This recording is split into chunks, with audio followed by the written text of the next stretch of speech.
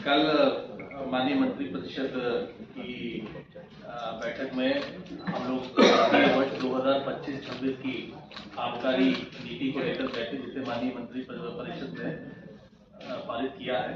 उसके कुछ मुख्य बिंदु हैं जो मैं आपके समक्ष रखना चाहता हूँ। सबसे पहले तो वित्तीय वर्ष 25-26 की आबकारी नीति में सबसे बड़ा जो हमने जो फैसला लिया है वो इस वर्ष हम लोग ई लॉटरी के माध्यम से प्रदेश की समस्त देशी मदिरा की दुकानें, कंपोजिट दुकानें, मॉडल शॉप और भांग की दुकानों के व्यवस्थापन की हम लोग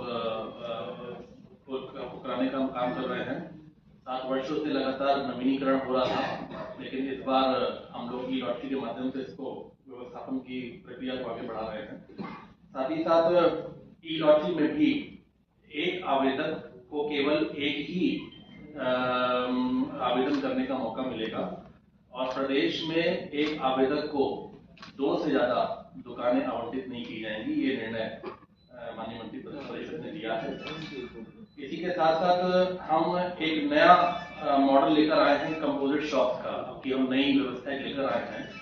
कंपोजिट शॉप का मतलब ये है कि हमने इस बार जो बियर की जो अलग शॉप दुकानें चलती थी, फॉरेन लिकर की अलग दुकान चलती थी और आईएमएफएल की, इन सबको कंपोजिट को एक हमने दुकान करके एक बड़ी दुकान का स्वरूप दे दिया है, जिसमें अगर कोई कस्टमर जाता है तो उसको एक ही दुकान पे सारी चीजें उपलब्ध हो जाएंगी। इसको हम लोग पहली बार लेकर आए हैं।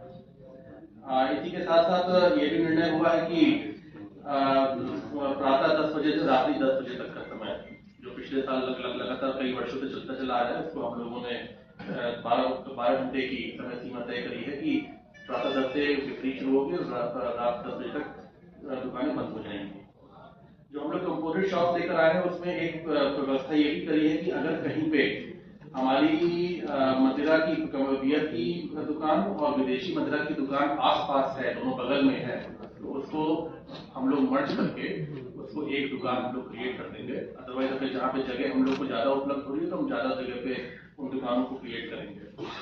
हमने प्रोसेसिंग फीस भी इस बार, क्योंकि लॉटरी आ रही है तो हम प्रोसेसिंग फीस हम लोग लेते हैं, उसको हमने 5 श्रेणियों में बांटा है। सबसे पहली श्रेणी जो है, जिसको श्रेणी 1 हम कह रहे हैं, उसमें जनपद गौतम बुद्ध नगर के विकास प्राधिकरण क्षेत्र है और उसके 3 किलोमीटर की परिधि आ रही है। उसी के साथ साथ महानगर गाजियाबाद, लखनऊ, आगरा, बनारस, प्रयागराज, गोरखपुर, कानपुर के नगर निगम क्षेत्र में उसकी 3 किलोमीटर की परिधि। ये जो श्रेणी 1 है, इसमें जो हमने प्रोसेसिंग फीस इस बार जो हमने व्यवस्था बनाई है, उसमें देशी मदिरा की दुकान के लिए 65,000, कंपोजिट दुकान के लिए 90,000, मॉडल शॉप के लिए 1 लाख और भांग के लिए 25,000। दूसरी श्रेणी है जो महानगर, मैंने श्रेणी 1 में जो आपको बोले हैं उसको छोड़ के जो महानगर बचते हैं उसकी और 3 किलोमीटर की परिधि में, उसमें देशी मदिरा के लिए 60,000, कंपोजिट के लिए 85,000, मॉडल शॉप के लिए 90,000 और भांग के लिए 25,000 का निर्धारण किया है।